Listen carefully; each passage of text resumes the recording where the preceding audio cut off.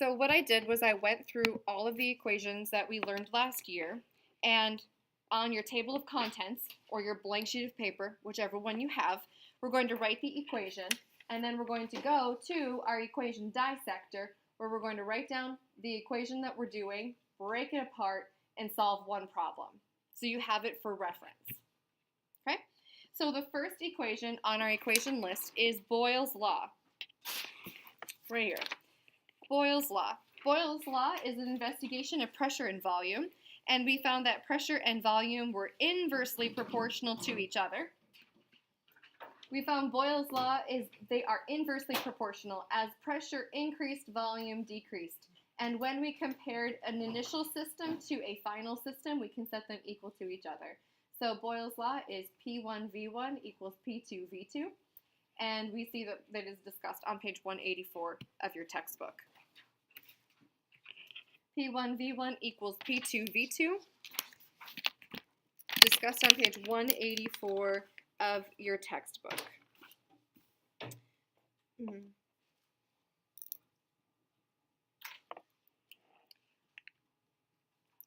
So I'm going to go to my equation dissector. I'm going to go to the first page.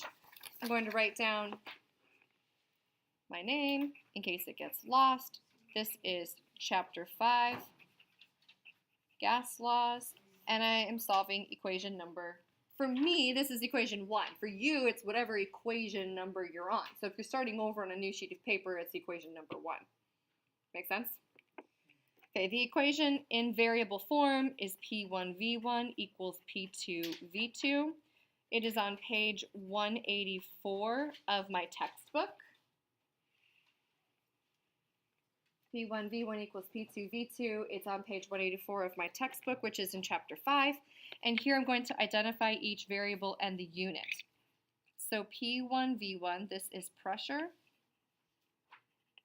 initial. This is volume, initial. P2V2 would be pressure, final. Volume, final. Pressure can be either in atmospheres, it can be in kilopascals, it can be in torr, it can be in millimeters of mercury. It can be in any of those units.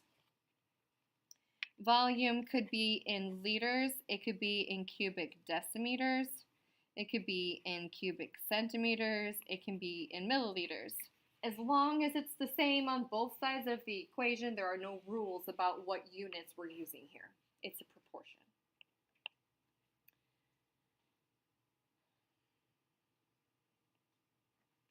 We use this. Under what circumstances will this equation be used? We use this when we have a system that is being changed and studied and only these two variables are being investigated. Under what circumstances is this equation used? When only P and V are being investigated and all others are being held constant.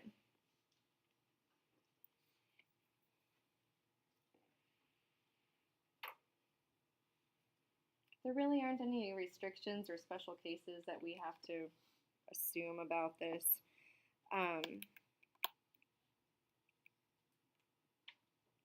So there's no real equation cautions or restrictions. The example problem is example 5.2 on page 185. Sulfur dioxide, SO2 gas, plays a central role in the formation of acid rain and is found in the exhaust of automobiles and power plants. Consider a 1.53 liter sample of SO2 at a pressure of 5.6 times 10 to the third pascals. If the pressure is changed,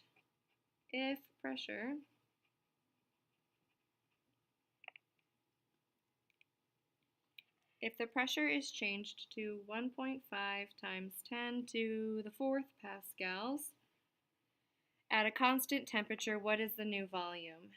What is the volume?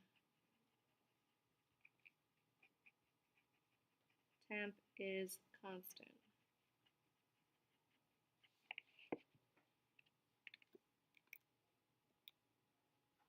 Okay. Do I care what gas I'm using? No, because all gases behave the same. I have volume, I have a pressure, I have a new pressure, and I'm asking for the volume. So the first step in solving any problem is to write down the equation in letter form. P1V1 equals P2V2. To make my variable list, P1V1, P2V2. Pressure 1. These are arbitrary. It doesn't matter which one's 1 and 2. I usually treat 1 as initial and 2 as final. So the volume initial was 1.53 liters. The pressure initial was 5.6 times 10 to the third pascals. The pressure final was 1.5 times 10 to the fourth pascals, and the volume is what I'm solving for. I'm going to solve my equation in letter form for my unknown. What variable are we solving for? So I solved for V2. So V2 equals P1V1 divided by P2. So I got V2 alone by solving P2 to the other side. And now that I have solved for V2 in letter form, then I substitute in my values. So V2 equals P1, 5.6 times 10 to the third pascals, times V1, 1.53 liters, divided by 1.5 times 10 to the fourth pascals. Pascals cancels, which is also why we show that it doesn't matter what unit we were using, because the units cancel, leaving us with the liter label last. V2 equals. So we grab our calculator.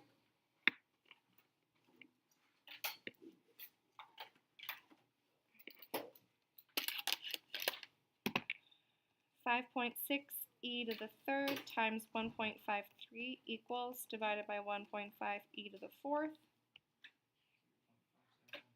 I have 2 sig figs, 2 sig figs, and 3 sig figs. I got 0.5712, and I have 2 significant figures, so the answer is 0.57. The label, liters. The only label left in my problem. Liters. It does not. Excellent question. There's no constant, so I don't have to worry about factoring constants in, and the labels cancel off anyway. So as long as they're the same on both sides, you're okay. Yep, excellent question. Right, so we were able to solve it in that little box. We recognized it was SO2 gas, but it doesn't actually matter. Okay. If you want to see more examples, there's more examples in your textbook. Example 5.3, you could definitely solve that on your own if you wanted to solve it on the back. All right, review. Thumbs up if you remember seeing that equation before. All right, next up is Charles' law. Charles, in the century following Boyle's findings, scientists continued to study the properties of gases, and one of those was the French physicist Jacques Charles, who was the first person to fill a balloon with hydrogen gas and who made the first solo balloon flight. He found in 1787 that the volume of a gas at constant pressure increases linearly with temperature. So we see that these are directly proportional to each other. V and T are directly proportional, which is why when I have an initial and a final, they are on the same side being divided. So V is directly proportional to T, where P was inversely proportional to V in Boyle's law. Boyle's law found that they were inversely proportional. As one increased, the other had to decrease.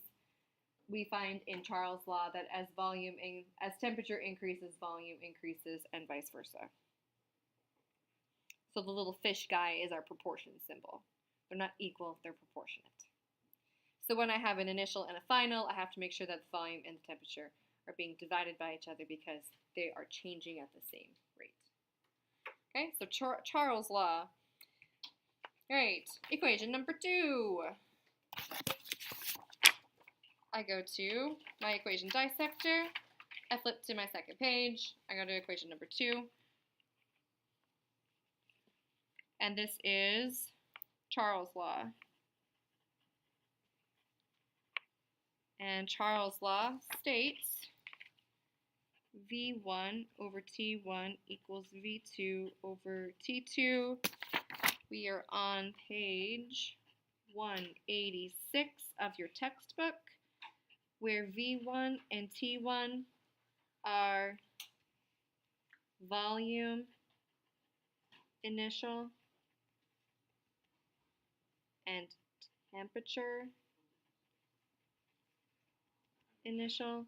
V2 and T2 are volume final and temp final. Now, volume can still be liters, cubic decimeters, milliliters, or cubic centimeters. All of these are okay. However, we run into issues with the Celsius system because Celsius has negative values and we cannot have negative volumes. Therefore, all temperatures must be converted into Kelvin. We must use the absolute temperature scale of Kelvin. So, under what circumstances? When we are investigating volume and temp may be changing, but moles, pressure are held constant. And then equation cautions no Celsius temperatures. That's like the biggest caution. That does matter because we cannot have negative volumes, which is what would happen if we had temperatures that were below 0 in Celsius. And that logically doesn't make any sense. Okay.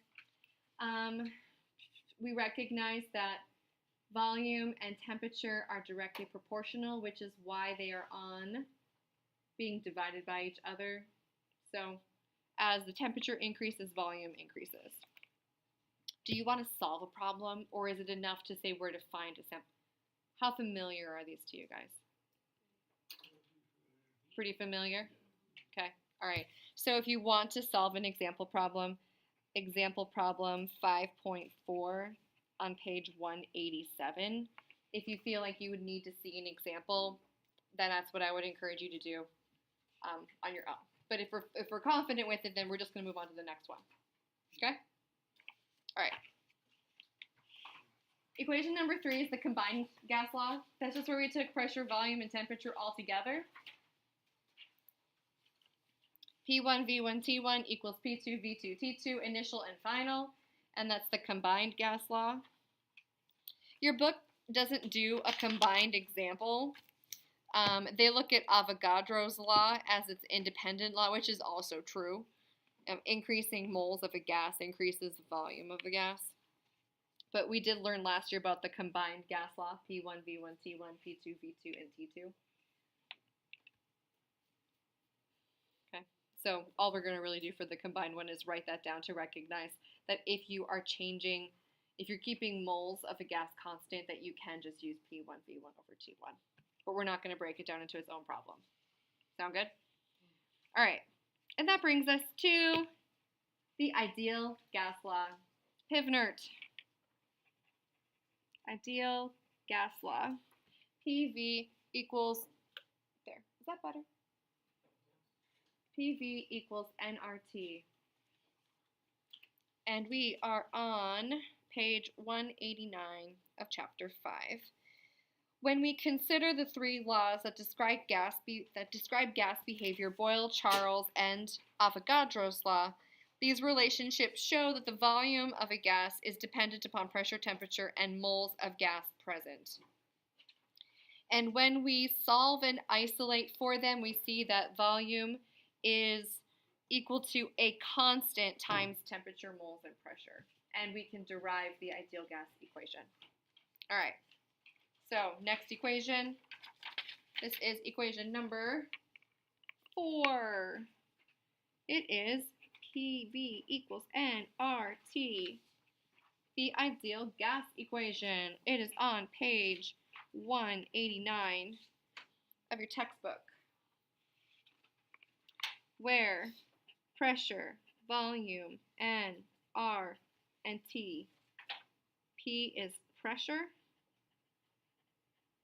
V is volume, N is moles, R is constant, and T is temperature.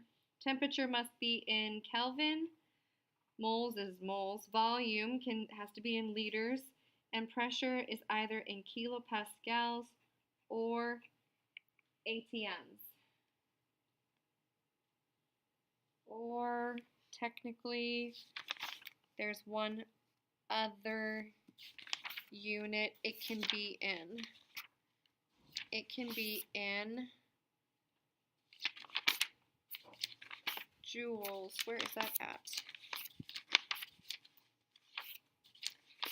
It can also be in, oh, there it is. Let's write R. R is 0.08. Look at yours. R is 0.0821 liters atmospheres over moles Kelvin. R can also be 8.31 liters kilopascals moles Kelvin. And we can rearrange this whole liter kilopascal mole Kelvin, and R also has the value 8.31 joules per mole Kelvin. 8.3, wait, 0.0821.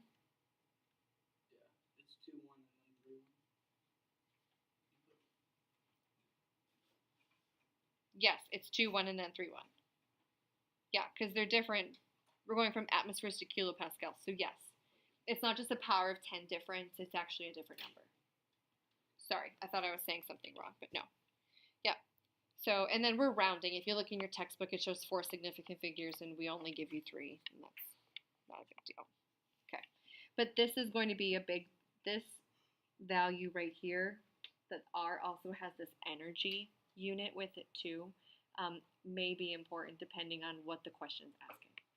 Okay, so R technically has 3 values. Under what circumstances will this equation be used? When we are assuming ideal behavior. And ideal behavior comes to us from the kinetic molecular theory of gases. Kinetic molecular theory of gases actually has like 4 postulates to it, 4 theories.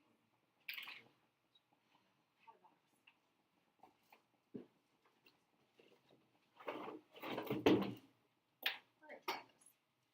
Kinetic.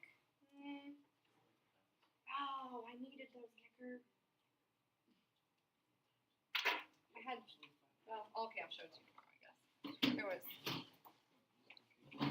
There were little electrodes. Do you guys have a picture? Yeah. Okay. All right.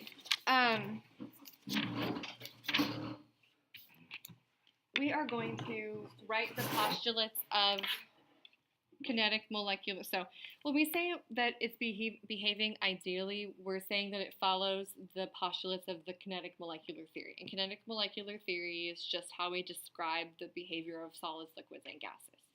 So we're going to write the assumptions of kinetic molecular theory. Well, we'll just write them here. Kinetic molecular theory. And kinetic molecular theory states that first, well, put them over here. The first one is that particles are so small, we assume they have no mass and take up no volume. The particles are so small compared to the distances between them that the volume of the particles is assumed to be 0.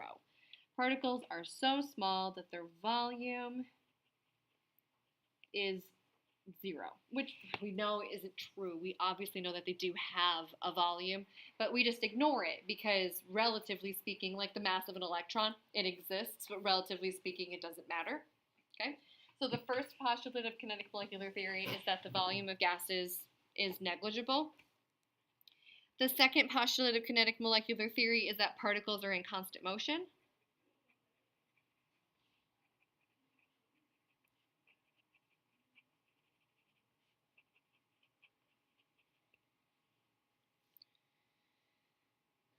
The third is that particles do not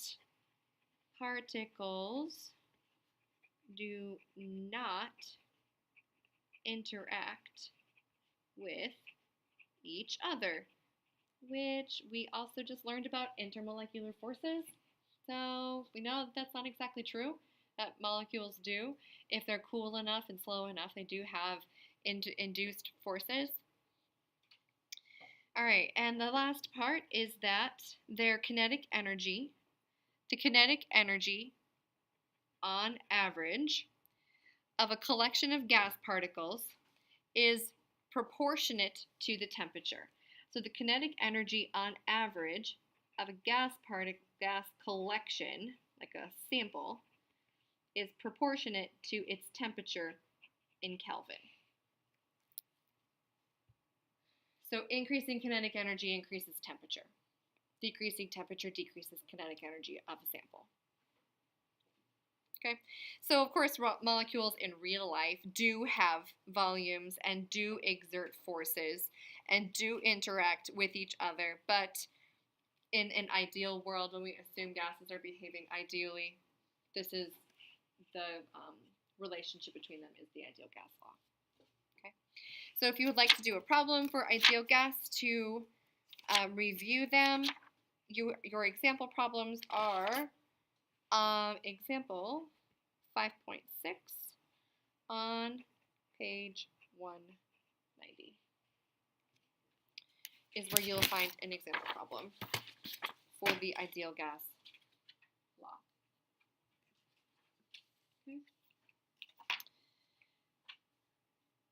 Okay, let's look at Dalton's law of partial pressures next. Dalton's law of partial pressures states that the total pressure of a system is the sum of the pressures being exerted by each of the gases within the system.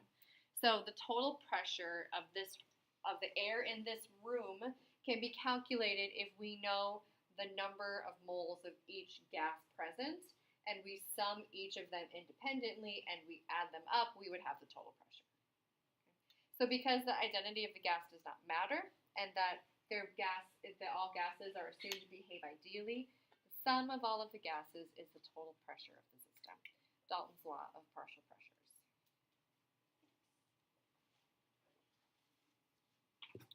Let's look at,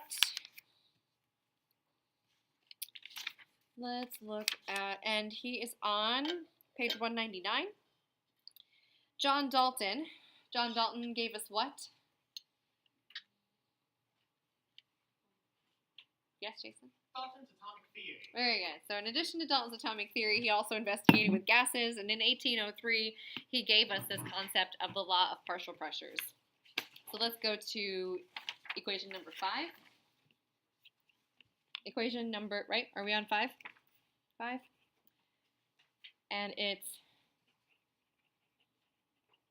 Dalton's law of partial pressure. P total equals P1 plus P2 plus P3, dot, dot, dot. However many pressures for however many substances, you just find the pressures and add them up. Text reference page 199 through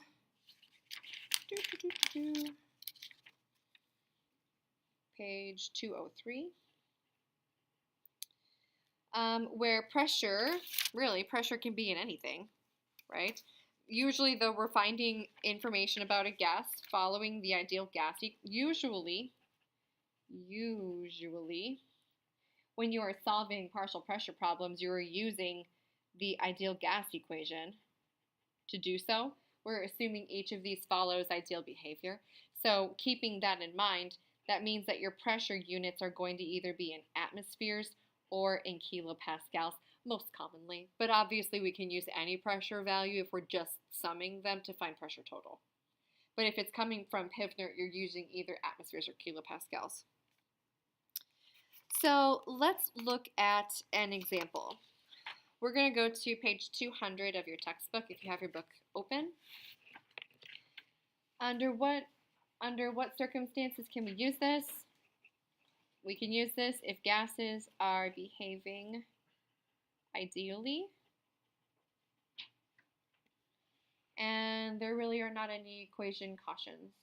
So let's look at an example problem. Example 5.15. Dalton's law, problem number 1. Mixtures of helium and oxygen can be used in scuba diving tanks to help prevent the bends. For a particular dive, 46 liters of helium at 25 degrees Celsius and 1 atmosphere, and 12 liters of oxygen at 25 degrees Celsius and 1 atmosphere were pumped into a tank with a total volume of 5 liters. Calculate the partial pressure of each gas and the total pressure in the tank at 25 degrees Celsius. All right, so we have a system that contains helium and oxygen, and they gave us information about P, V, and T. Did they give us any information about moles? Did they give us any information about moles? Okay. P, V, N, and T. Like I usually just go through the ideal gas equation, P, V, N, T. R is my constant, so I'm not going to write that down. So let's write down what they give us about helium and oxygen. They did tell me something about the tank. What did they tell us about the tank? It was a 5-liter tank. All right, and then these are mixed in it. So we know that the volume, okay,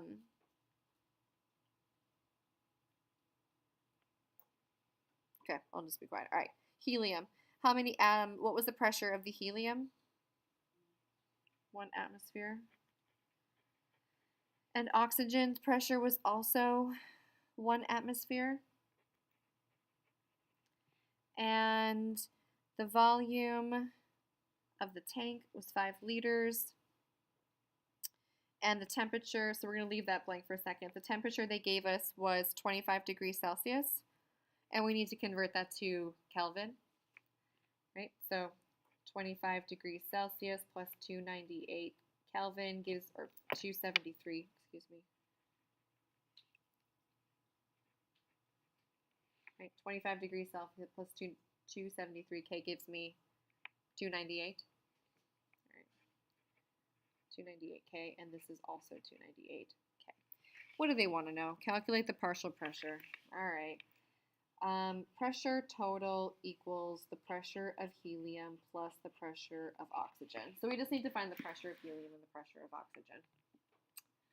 Did they give us anything else? Oh, 46 liters of helium. They told us the volume. 46 liters of helium, and they told us 12 liters of oxygen. 46 liters of helium. They told us 12 liters of oxygen. They told us temperature. They told us pressure. Okay.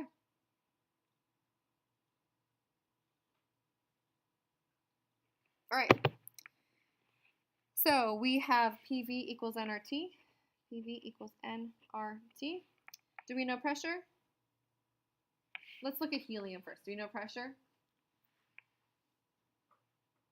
Yes. Do we know the volume?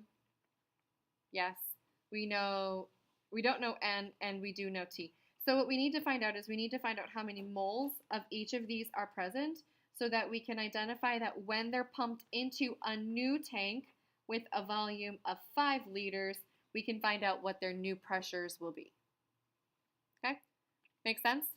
So this is an initial system, and we need to solve for moles so that we can figure out what they'll be in their final system. So if we solve this equation for N equals PV divided by RT, right? We solve RT over, and we get N equals PV over RT. Then we can solve each of these systems for their moles. So N equals P 1.0 atmospheres times volume, 46 liters, divided by R. I have to choose the R that has atmospheres in it, which is 0.0821 atmospheres times temperature, 298 Kelvin. And this will give me moles. And then I do the same thing for oxygen. N equals 1 atmosphere times 12 liters divided by 0.0821 atmospheres, 298 Kelvin. And this gives me moles of O, and this is moles of helium. All right.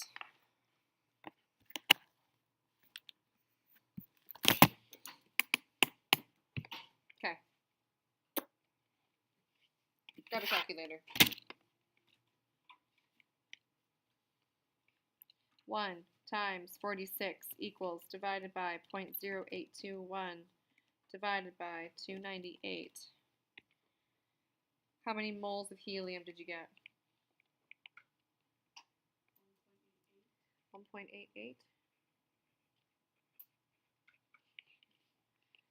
1 times 12 divided by 0.0821 divided by 298. How much oxygen did you get?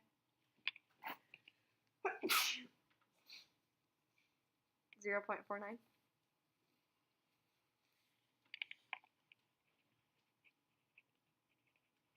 Okay. All right. So what we can do is we can put our tank is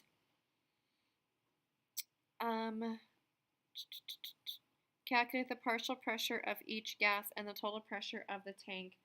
So at 5 degrees. We know the volume of the tank is 5. We do not know what the pressure is. We know the moles and we know the temperature. The temperature of the tank is 298 degrees Kelvin. All right, so we need to find the partial pressures.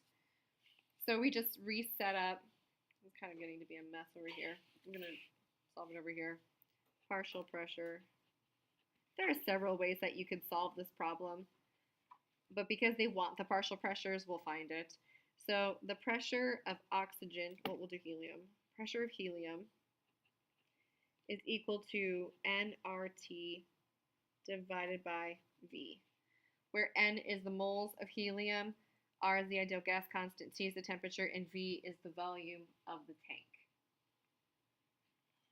Right? So N was 1.88 moles. R is 0.0821, T is 298, divided by the volume of the tank, which is 5.0 liters. And the pressure of oxygen, nRT over V, where this is moles of oxygen, 0.49 moles of oxygen times the ideal gas constant times 298 Kelvin divided by the volume of the tank, 5.0 liters. And P total is just the sum of the pressure of helium plus the pressure of the oxygen. What is the pressure of helium?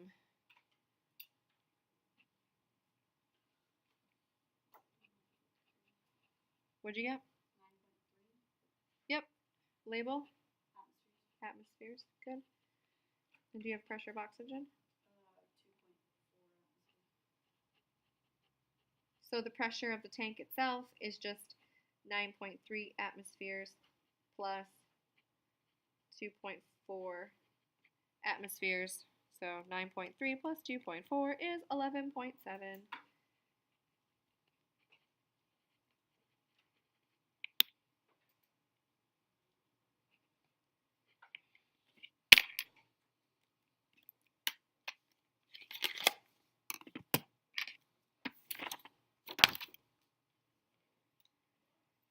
If they didn't ask me specifically for the pressure of helium and the pressure of oxygen, what could we have done to have simplified the problem?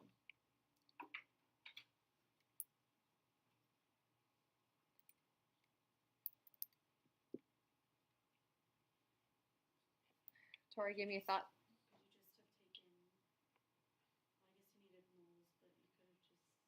Once, okay, Jason, thought? It seemed that it was all one gas. We could have. So once we found the moles of each of these gases, we could have just added the moles together. And we could have solved PV equals nRT based on total moles of gas present. We would have needed to solve each of these still separately because they had different volumes that they were coming from. Right? But once we had the number of moles, we would have been able to simplify it at that point. But the problem wanted for partial pressures and then total pressures. Okay? You're going to have sapling homework that's going to ask you to do problems like this, which is why we're revisiting all of these equations and just kind of bringing them to the front. There is one other concept that we've been doing the entire time.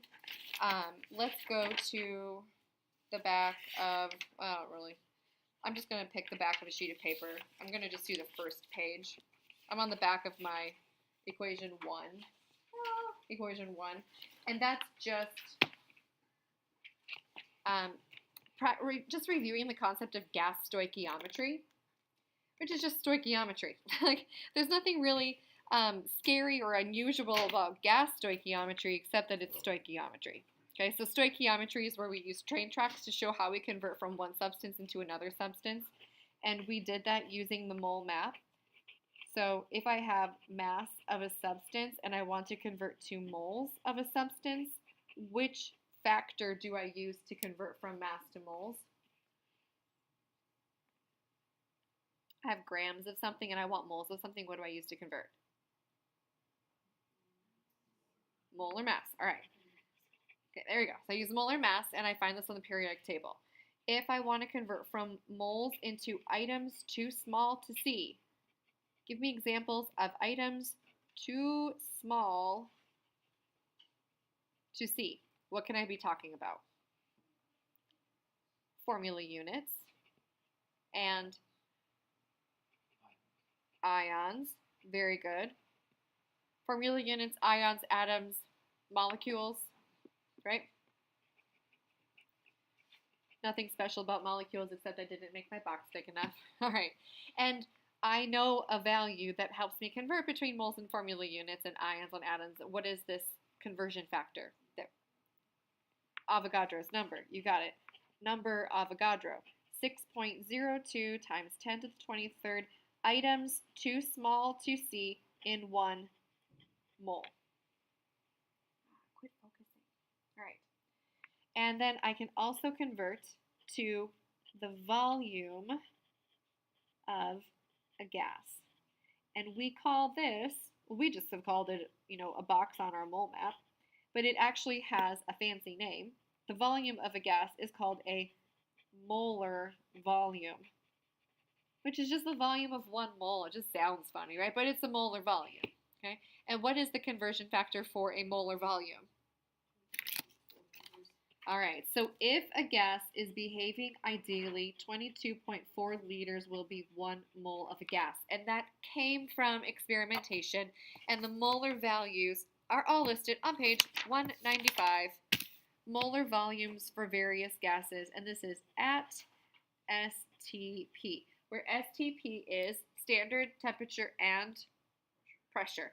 And standard temperature is 25 degrees Celsius and pressure is 1 atm. And when we look, excuse me. Standard temperature is 0 degrees Celsius and 1 atmosphere. We usually talk about things at room temperature, which is 25 degrees Celsius. Molar volumes for various gases. So we calculated the volumes of different gases. So oxygen's volume under 0 degrees Celsius and 1 atm is 22.397, 22.4, 22.4. So we note that many gases behave with this ideal behavior, while some vary, like carbon dioxide, ammonia gas, 22.07, which is where we got that 22.4 from. Is called this molar, the molar volume of a gas. So don't be intimidated by vocabulary that's new to us. It's the same concept that we used last year. So if we do some stoichiometry, we do not need to use the ideal gas law unless it makes your life easier. If you can solve an equation just using stoich, converting from grams of something to moles of something to volume of a gas, then by all means use stoichiometry. Do you guys want to do a stoich problem? How about I do this? If you get to the sapling homework and you're like, oh snap, that's way scarier than I remember it being, there are gas stoich problems on page 195 to 198. And there are about 3 problems of varying difficulty. And if you get to the sapling and you find that that's something you need a refresher on, go back to your book first. Okay? All right. So always remember, you don't have to use an ideal gas law if you can just solve the problem using the balanced equation. And gas stoichiometry, 22.4 liters is 1 mole. All right. Let's go back to our list of equations. Okay, so kinetic molecular theory told me that gases virtually have no, let me go here. This is the equation. The kinetic energy on average of a sample is directly proportional to the temperature of the gas, and the proportionality is 3/2 R times T. So kinetic energy of a gas.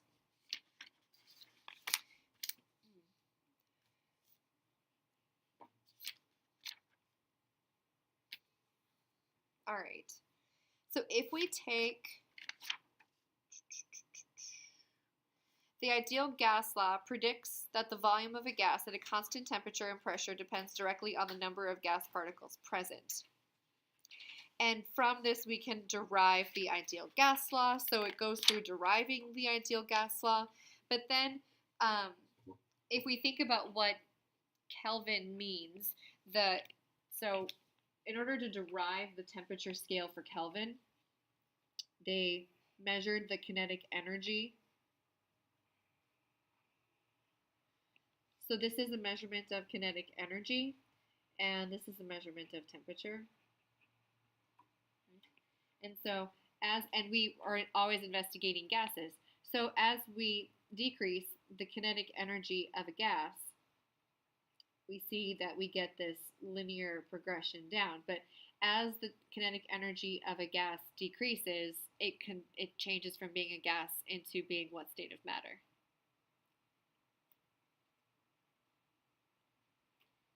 As our motion decreases, we go from being gases to what? Liquids. Okay. Well, if it's becoming a liquid, then we really can't use any of the models of kinetic molecular theory to say like it no longer can say like it's not interacting. It's directly interacting, right? So what the Kelvin system did was it said, all right, well, we're going to take this linear regression line and we're going to project. We're going to interpolate data. Or extrapolate. Interpolate means giving lines in between, extrapolating data. So we'll just like pretend like that was a straight line. Let's extrapolate the data back to if we could continue to see this progression of data, what would happen? And at what point would we have 0 kinetic energy? And we see that we would have 0 kinetic energy at negative 273.15 degrees Celsius.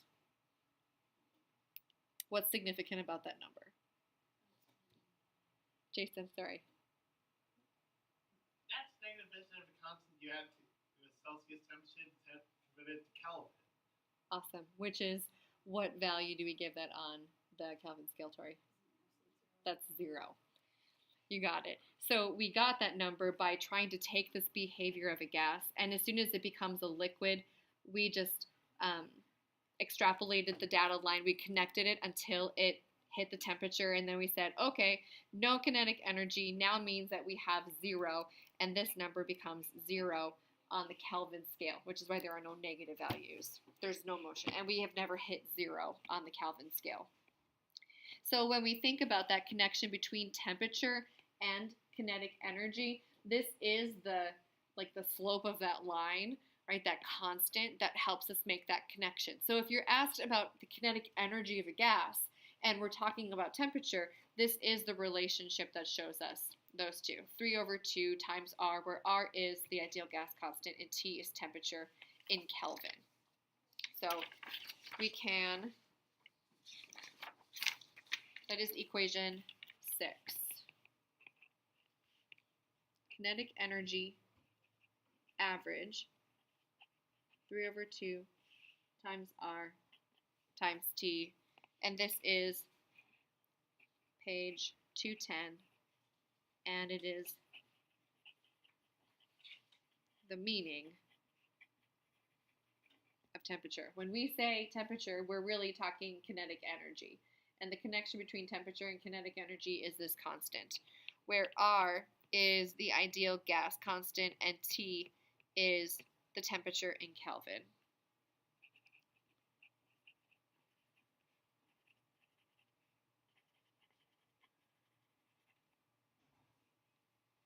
And T is temperature in Kelvin.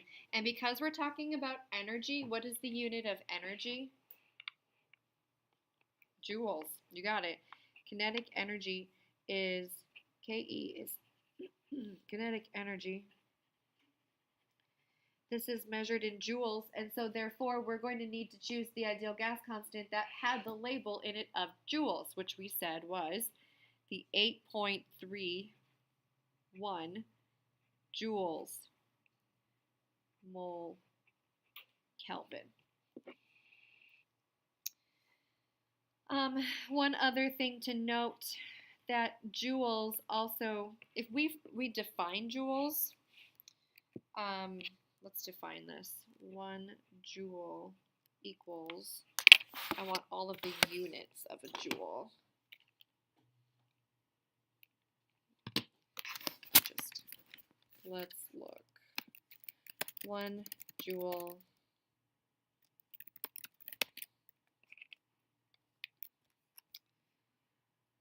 Newton, a Newton meter. 1 joule is 1 Newton meter. That doesn't really help us. A Newton is a kilogram meter per second squared. So 1 joule units.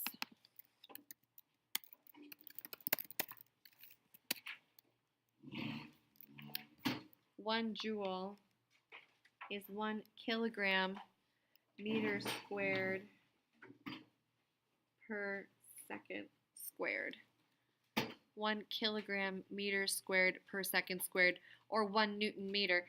There was a purpose behind this. Kilogram meter squared per second squared. Look what's going to need to be included in our masses.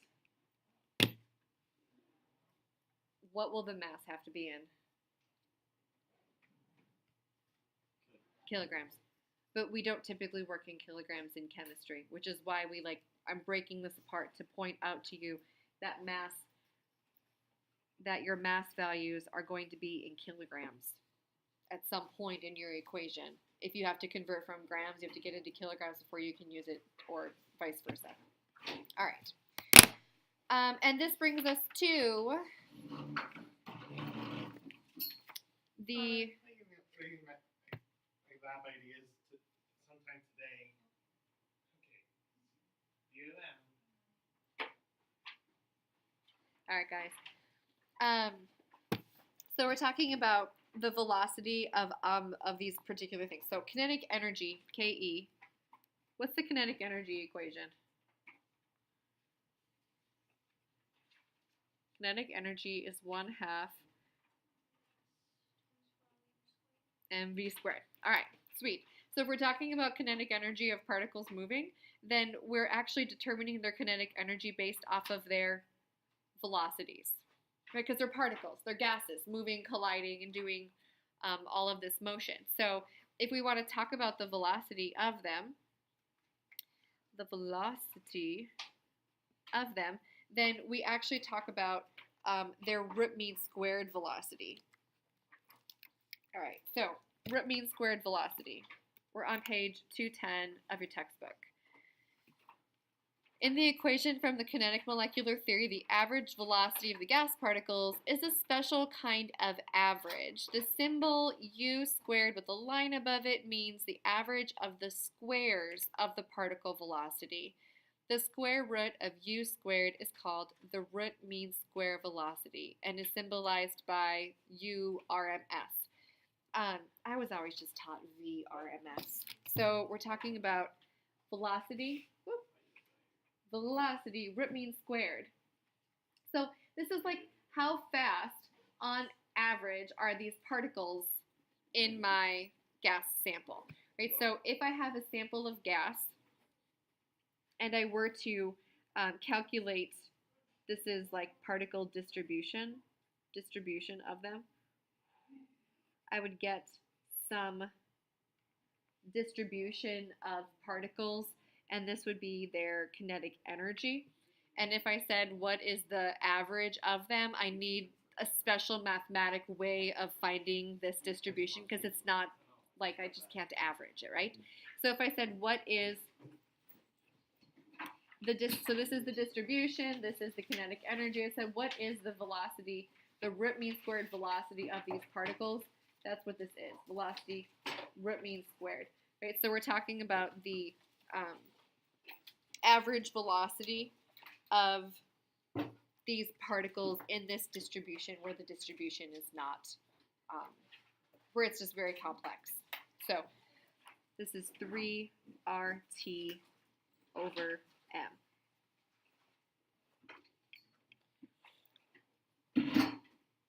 Okay, so I am on equation 7.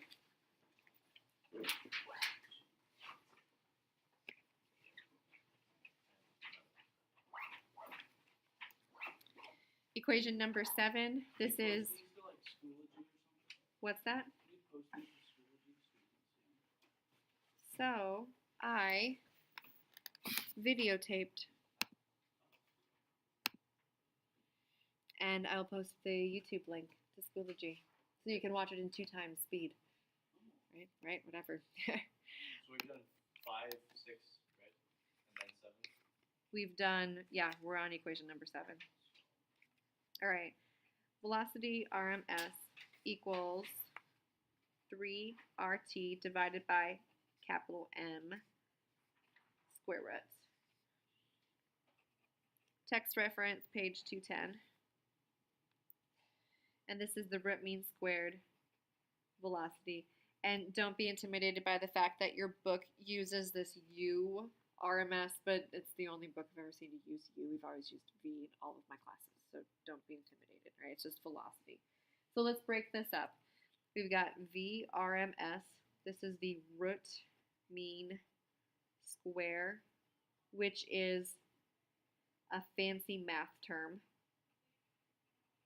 that calculates the average velocity of distributions that look really scary, that look like, you know, this, where this is the number of particles and this is their kinetic energy.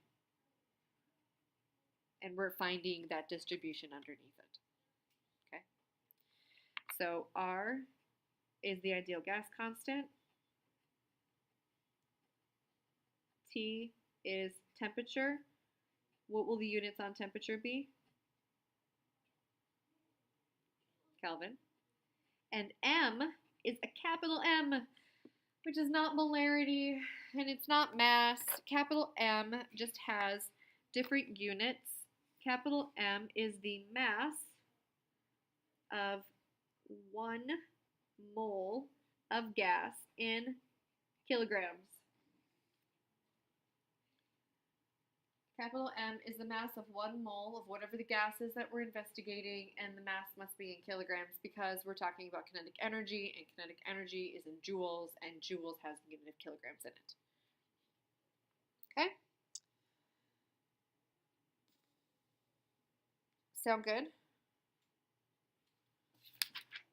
Should we do one? This one's different. Should we solve one of these? Okay, so we're on page 211. Under what circumstances will this equation be used? We're investigating an ideal gas with kinetic energy, and they want the average speeds. Right, so they're wanting this average speeds, and so we're going to calculate the velocity root mean squared.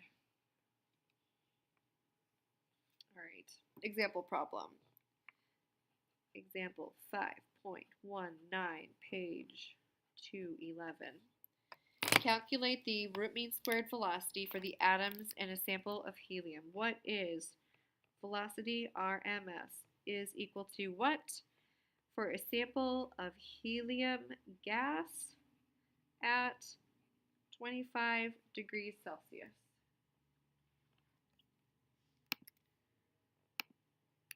All right, so I have VRMS equals 3RT divided by M square root. So I don't know what VRMS is. That's what I'm looking for. R is the ideal gas constant. T is temperature. That's 25 degrees Celsius, which is 298 K. And M is the mass of 1 mole in kilograms. So they didn't tell me anything about the mass of my sample, so I'm going to pull a Chem move, and I'm going to assume 1 mole. Right, they didn't tell me I have to assume something, so I'm assuming I have 1 mole of a gas. So 1 mole of helium, 1 mole of helium has 4.00 grams of helium, and there are 10 to the 3rd grams in 1 kilogram. So my mass is going to be 1 times 4 divided by 10 to the 3rd, so 4.00 times 10 to the minus 3 kilograms. And my R constant, I need to use the R constant that has joules in it because I'm talking about energy. So this is the 8.13 joules per mole Kelvin. Oh, 3-1, sorry, thank you. Dyslexia, right? All right, here we go. Joules per mole Kelvin. 8.13 joules per kilogram per mole. Yep, and then this is kilograms in 1 mole, right? So all of my units are going to eventually, right? Because this is 4.00 times 10 to the minus 3rd kilograms was in 1 mole of helium. All right, so V RMS is 3 times 8.31 joules mole Kelvin times temperature, 298 Kelvin, divided by 4.00 times 10 to the minus 3rd kilograms. And I take the square root of the whole thing to get the root mean squared velocity. And my root mean squared velocity will be in meters per second. Meters per second. Calculator. 3 times 8.31 times 298 equals, divided by 4e to the minus 3, second square root, second answer. And the average speed is, anybody do it? 1,362. You got it. And we had 3 sig figs, so we'll give them 3 sig figs. 1.36 times 10 to the third meters per second.